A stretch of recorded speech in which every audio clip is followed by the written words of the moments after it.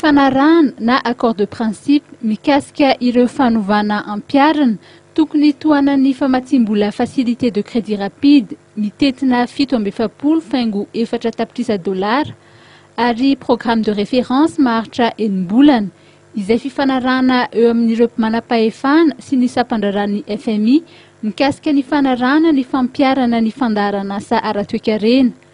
Ireo no vokatry ny fandalovan'ny iraky ny FMI notarina Andriamatoa Marshal Mills teto Madagasikara. Le tsy fahampiany famatsim-bola pirenena. Misy ny alevitra amin'izy io izay mafana efa manahirana ihany koa. Ny alevitra izay petraka dia ny hoe tokony aleo tena ny bianco sio rafitra rehetra izay miady amin'ny kolikoly eo. Raha ohatra ka izay no voizina sy ampiarina amin'izany teny izany dia toana mpanandry rehetra rehetra hoe dia mialaora ny fanjakany. Fa nilaza foana hoe tokony mba hosokoafana tiako satria zahay efa vonona andoha izay trosa na etra tsy voaloha na misy andreo le hofatrano.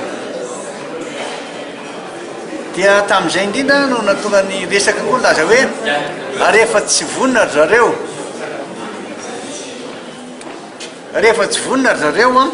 ary mbola tsy sanana ho azy dia andefa izina ray manontolo na roa na telo zareo akaty anampy aty koa dia anendaka izinina any izany dia olefany aty dia manangana société vaovao ty koa fa hovana ny anarany atao hoe micro ohatra na atao hoe micro ohatra dia amin'izay fotoan'izay hitantsika eo mifandehany.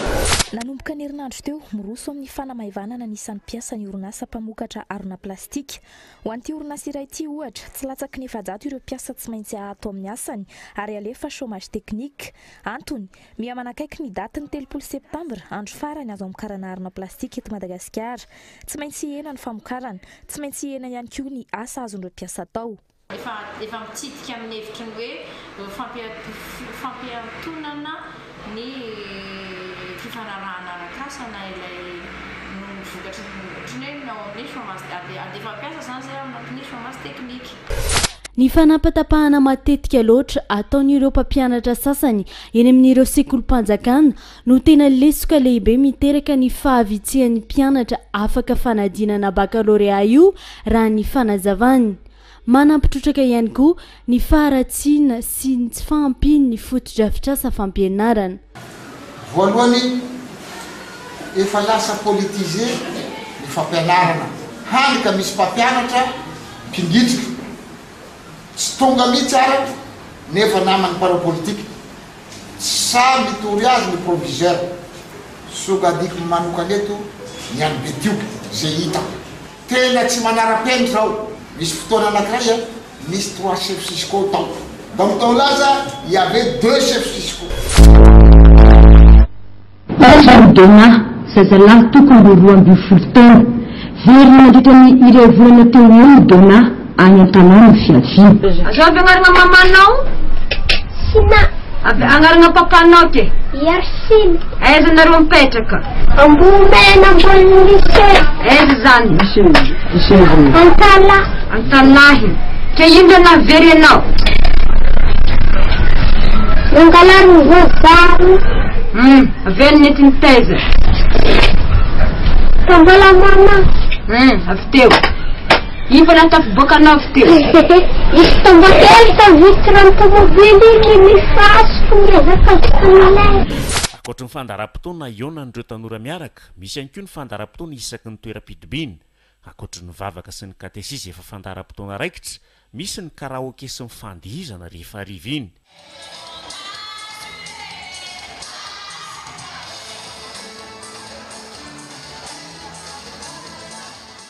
Naresaka ny tanàna amin'ny fianaratsoa nandritry ny GMG Mada 8. Fampiasan'ilay izy zany tsy hoe tena hoe volona ny anananao zany izy fa fitsapany anao.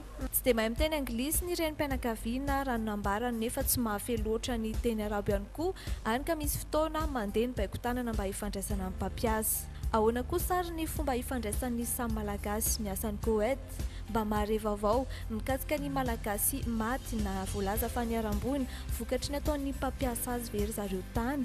Izay le gasy miasa tany aloha zany fandray amin'ny alalan'ny telefona fa tsy mifankahita tava. Dia misy namanay zany ray agence taminay tao amin'ny global poraka ny anarany dia izay lasa tany Koet fa izy lasa tany Arabia dia hitan'ny ankizy tamin'ny Facebook hoe maty poraka dia hoe inona nahafaty anazy dia nazavainy tao amin'ny Facebook zany hoe nitaiza zaza izy dia maty le zazany tazainy dia izay zany ny antony namono'ny patron anazy. Fialana olona dala natory tampivoandala no voalaza fa antony loza. Izy zany natokavany le accident zany zay moa zany nanatry maso satria le zandriko no titulaire amin'le automobile dia ny doublage zany vareraka moa zany le zandro dia mitondra le doublage fa doublage mitondra anazy zany dia misy eo borne eo amin'ny 21 entre 22 km misy olona mirenireny zany olona dala mirenireny amin'ny lalana iny ka nahitan'io zany reo sy juste anatin'le virage anatin'le fiviliana zany le tournant dia miala an'io zany reo dia zay natongavany le loza dia natongava ka io zany zavatra tena hoe tena natongavako eto zany mba hanaitra ny besy ny mpamily rehetrarehetra zany sy ny mpitondra patsakana zay mety tokony responsable zay tandrify eny zay satria io olona dala io zay mbola miandry an'le tomobile eo zany mbola miandry an'le reo le maty sy place teo efa misy mitaraina zany tomobile avy any hoe jerevinareo azafady misy olona amin'ny lalanao matory amin'ny lalana ozy tenireo saika accident aminay nefa io ihany natonga le accident teo. Ny ala teo no farana tanteraka ny ekopikole raha ho an'ny vahoaka ny mananjary manokana mba hosorana reo solotena ny mananjary roa izay nandrainjara tamin'ny kilalomans dia nanatanteraka afedikoavana ny vahoaka ny mananjary teo amin'ny fokotanina ankaterano. Ity toerany ity mantsy no nalehibe ny kopikole wilis sy wawa ka izany nanaovana ny fety teto. Vahoaka marobe ihany koa no nitsihana ny kopikole wili ny sabozy teo tamin'ny fahatongavana noho ny fiarovan'ny voninahitsy ny mananjary. Nitohizina tamin'ny carnaval manodidina ny tanàna ny mananjary zany izay nahitana olona marobe hatrana.